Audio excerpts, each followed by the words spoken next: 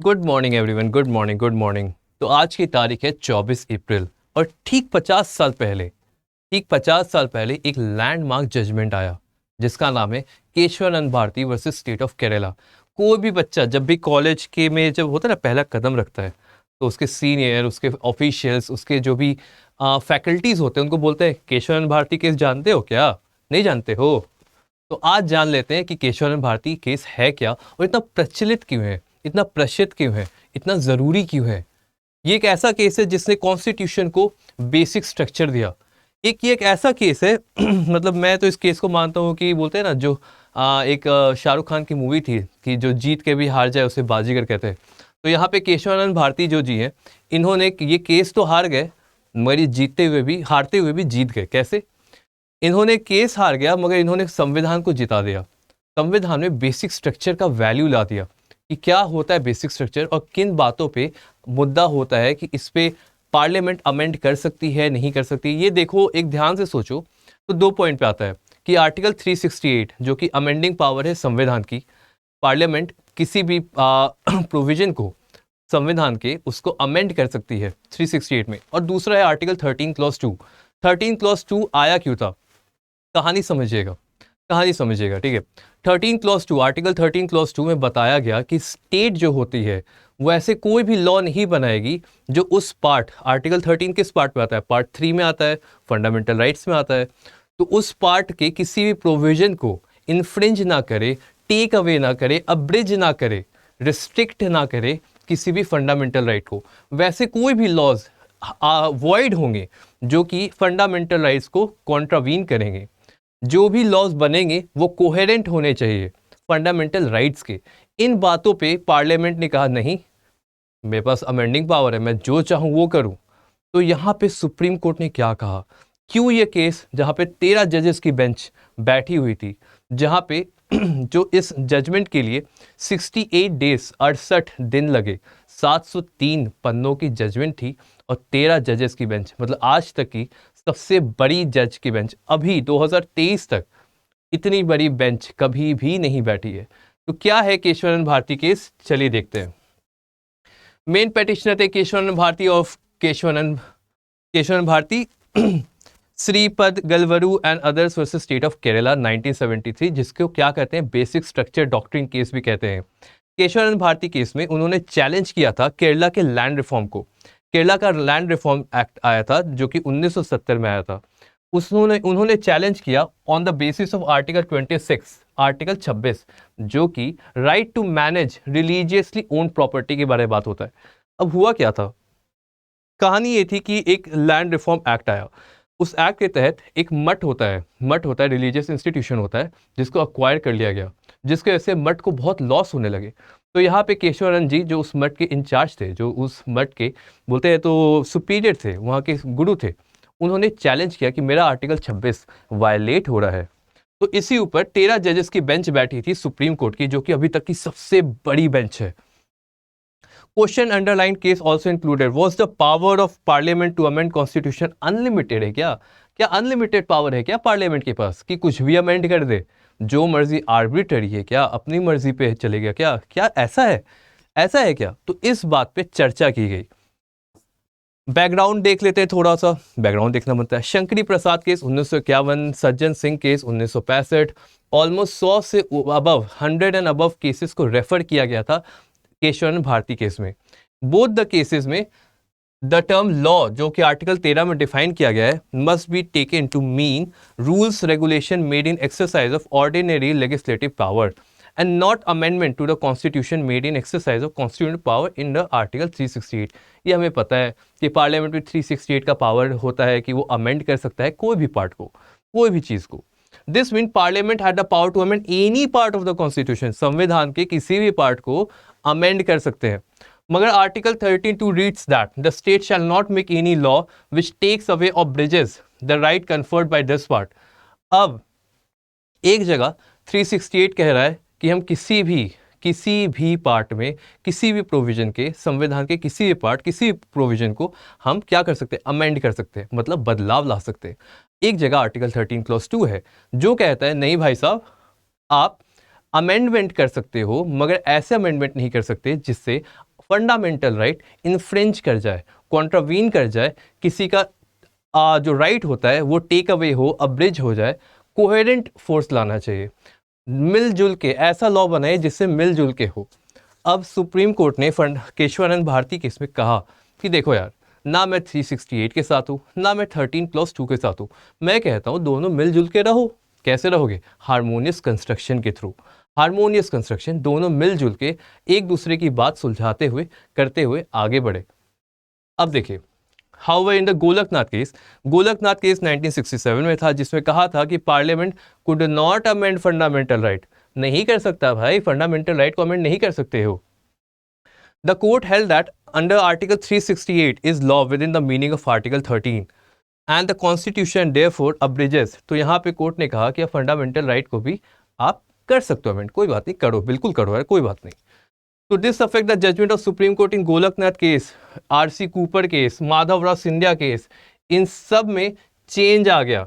Most notably दो constitution amendment थे, 24 और 25, ठीक है।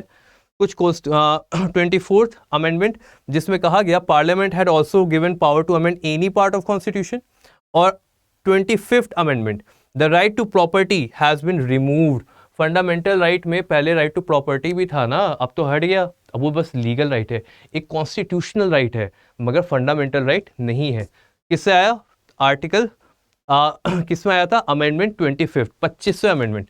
अब देखिए, केशवानंद भारती केस ये एक लैंडमार्क जजमेंट है और हमेशा रहेगा। पेटिशनर के कंटेंशन क्या थे? पेटिशनर के कंटेंशन क्या थे? उनके कंटेंशन थे कि पार्लियामेंट के पास जो अथॉरिटी है वो कंस्ट्रेंड है, मतलब लिमिटेड है, जो मर्जी वो नहीं कर सकते ना यार, जो मर्जी वो नहीं कर सकते। इस रूलिंग में made by justice Mudholkar in the case of Sajjan Singh versus state of Rajasthan, उन्होंने कहा the parliament is not permitted to rewrite the constitution. आपके पास राइट है अमेंड करने का, आप पूरा संविधान फिर से लिखने लगे हो, ये क्या बात हुई? तो संविधान की वैल्यू क्या रहेगी? पार्लियामेंट इज नॉट परमिटेड, ठीक है। अब constitution to alter is fundamental design, they claim that article 19(1) fundamental right was violated by the 24th and 25th amendment. उन्होंने क्लेम किया कि आर्टिकल 19(1) जो है उसको वायलेट किया जा रहा है हमारे अमेंडमेंट 24th और 25th के द्वारा। इस पे रिस्पोंडेंट ने क्या कहा वो भी देख लेते हैं। स्टेट के हिसाब से पार्लियामेंट सुप्रीम है, फंडामेंटल टेनेंट है लीगल सिस्टम का, and it has the unrestricted authority to modify, और उनके पास चेंज करने का अनरिस्ट्रिक्टेड अनलिमिटेड पावर है। The respondent emphasized that the parliament unrestricted ability to modify the constitution must be upheld। हमें बदलाव लाना है, हमें चाहिए प्रॉपर्टी, हमें लैंड चाहिए ताकि हम बदलाव ला पाए, उसके लिए हमें डीपीएसपी फॉलो करना है, directive principle of state policy follow करना है, और सोशल इकोनॉमिक रिफॉर्म लाने के लिए ये कार्य करना ज़रूरी है। तो स्टेट जो भी काम कर रहा है वो जस्टिफाइड है, ये इनका कहना था। वर्डिक क्या आया? 7:6 रेशियो, याद रखिएगा 7:6 रेशियो का वर्डिक आया 24 अप्रैल 1973 के दिन, मतलब आज से पूरे 50 साल पहले। 50 साल बाद भी हम आज ये पढ़ रहे हैं, तो सोचो कितना बड़ा जजमेंट होगा ये, ठीक है। अब इसमें कहा गया कि पार्लियामेंट चाहे तो कोई भी पार्ट को अमेंड कर सकती है, मगर बेसिक स्ट्रक्चर को नहीं छुएगी भाई साहब। आप पूरा फंडामेंटल राइट चेंज कर दो, प्रियम्बल चेंज कर दो, डीपीएसपी ड्यूटी, फंडामेंटल ड्यूटी जो चेंज करना कर लो, बेसिक स्ट्रक्चर मत टच करना, ये बात कही गई यहाँ पे। The minority how in this dissenting opinion were very of giving the parliament unlimited amending power. जो डिसेंटिंग थी, मतलब 6 जजेस जो थे, उन्होंने कहा कि यार अनलिमिटेड पावर नहीं देना चाहिए।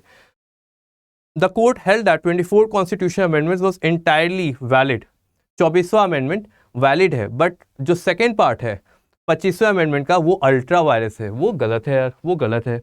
The supreme court declare that article 31C as unconstitutional and invalid on the ground that judicial review is the basic structure.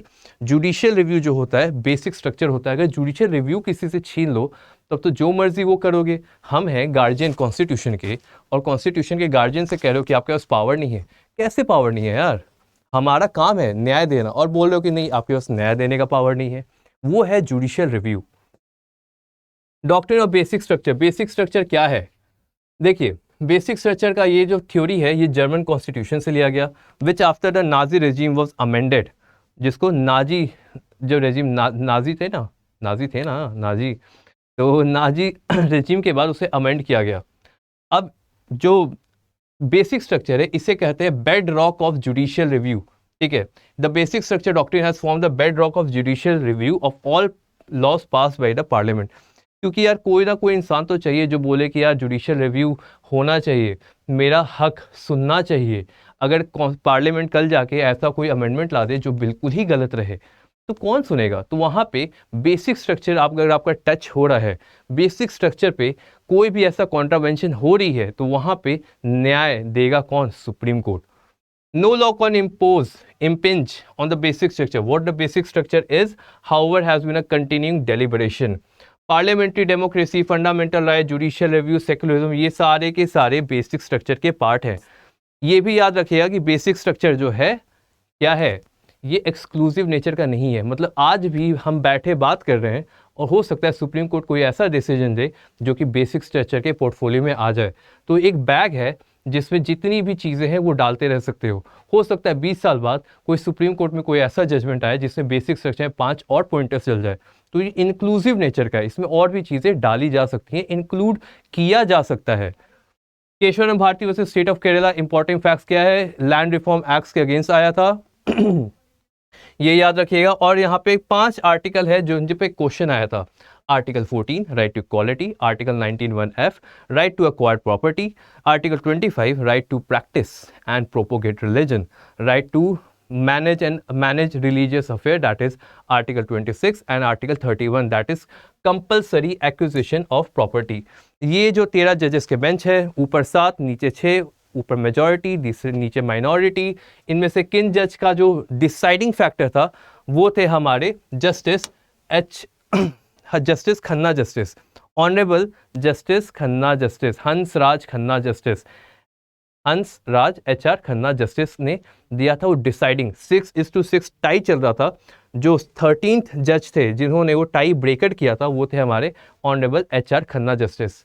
और तभी हमें एक तोहफा मिला, वो तोहफा था basic structure of Indian constitution. Basic structure कहाँ पे डिफाइन किया गया है बेसिक स्ट्रक्चर कहाँ पे डिफाइन किया गया है? क्वेश्चन अगर आपसे पूछा जाए कि बेसिक स्ट्रक्चर को भाई साहब डिफाइन कहाँ पे किया गया है, तो ये याद रखिएगा कि बेसिक स्ट्रक्चर को कहीं पे भी डिफाइन नहीं किया गया है। बेसिक स्ट्रक्चर कहीं पे भी डिफाइन नहीं है, it is not defined. Basic structure, ये किताब है संविधान की, इस किताब में चीजें लिखी हुई हैं, ठीक है। सुप्रीम कोर्ट ने कहा कि एक काम करो, आपको चेंज करना है यहाँ पे अमेंड कर लो, यहाँ पे अमेंड करना है, जो भी चीजें लिखी गई हैं उससे आप अमेंड कर सकते हो।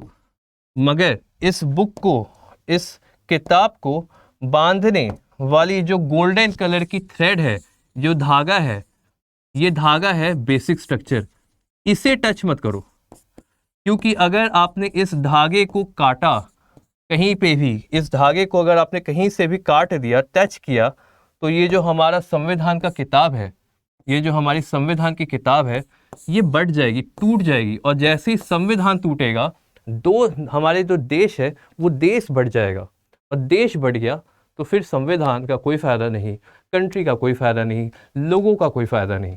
पॉइंट यही था कि बेसिक स्ट्रक्चर एक कोहेसिव फोर्स है जिसने, देखो ये जो धागा दिख रहा है, बुक को होता है ना, बुक को स्पाइरल करता है धग्गी से, वो धग्गी है वो बांध रखी है। अगर उस धग्गी को तोड़ दिया तो किताब फैल जाएगी, इतर बितर हो जाएगी। तो अगर वो किताब फैल गई तो लोगों का विश्वास फैल जाएगा, देश फैल जाएगा।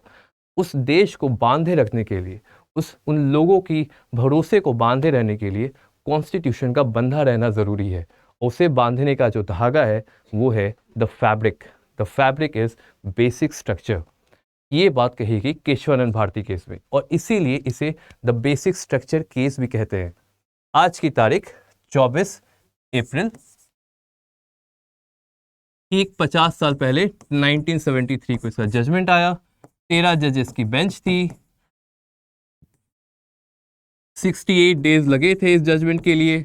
703 पेज का जजमेंट है, और 7:6 रेशियो के जज में इनका जजमेंट आया था। तो ये है हमारा आज का मुद्दा, ये था हमारा आज का टॉपिक। अगर टॉपिक अच्छा लगा तो शेयर करें, लाइक करें और हमारे चैनल को सब्सक्राइब करें। तब तक के लिए धन्यवाद, थैंक यू।